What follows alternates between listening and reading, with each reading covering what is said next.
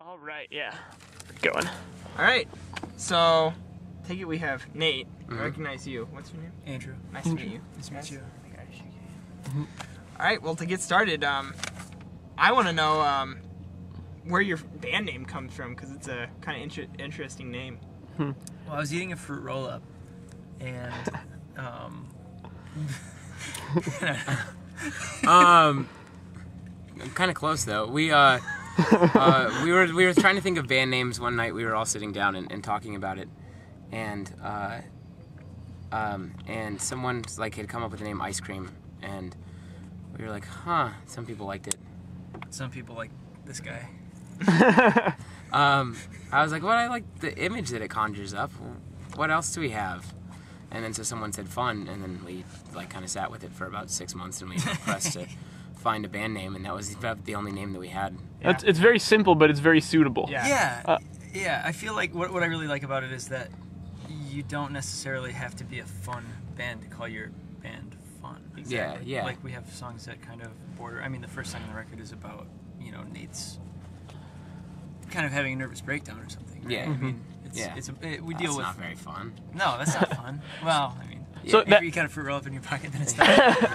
So that kind of actually leads me into my next question, which is that kind of what you were going for with the lowercase and the period at the end, just kind of like a little bit of irony there, maybe, or? I think inevitably, yes. I think that we always meant to have it lowercase because we like the idea of fun. And it would be great if we ever got to make a really dark, moody, depressing record, and the band name Fun, it still works. Yeah, for sure. And the period was just more like a lawsuit thing. Yeah. That's cool. Yep. How far along did the name come in I guess kind of the conception of the music? Like, had you guys been working for a while, or did you come up with the name before the music or after the whole thing was done? I mean, how did it kind of play into that? The name never affected the music. No, right? I think we'd pretty much written everything before the name. Really? For the most part, yeah. That's I mean, interesting. At least 80% of the material, and even if it hadn't been done up yet in a studio, no, it was the way it was. Mm-hmm. We knew that it was happy music, but I don't think that the name Fun necessarily played any sort of influence on it. No, we definitely didn't set out to make like a party record or something. Yeah. Yeah, and when you listen to the lyrics, you can tell it's clearly not a party record. Right. Mm-hmm. Yeah. How did the sound come together? As far as Because obviously you guys come from different backgrounds, with some gray areas, some similarities, but you all bring your own influences. How did that come into the making of the sound of this record, since it's different than what you've all done in the past? Right. I don't know. I think that it was kind of just a mix of our personalities. I think a lot of it also just had to do with how much fun we were having at the time that we were doing it. Yeah. Yeah, it was one of the first times writing a record when I felt completely on the same page with people. And, Yeah. Sorry, go ahead. No.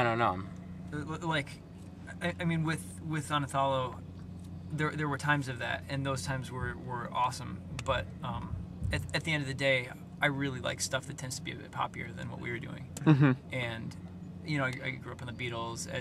Yeah. We all did. I mean, Mm-hmm.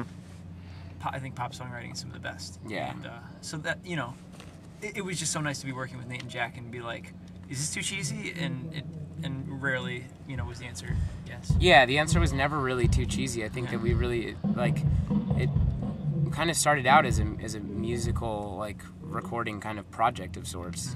Just getting the three of our different personalities in a room together, and Yeah. and just us as individuals, as people, and we just so happened to hit it off in such a great way and had such a positive time making the music that I think it allowed us to experiment a little more and not feel as though we had to be, I guess that the music itself had to be so serious. Uh-huh. I think we all have enough confidence in ourselves as musicians and as songwriters. That's crazy. That's I think we all have enough confidence in each other as musicians and songwriters that we didn't feel like we had to prove something by not just letting loose. Yeah. And you're talking about how you like the pop style songwriting.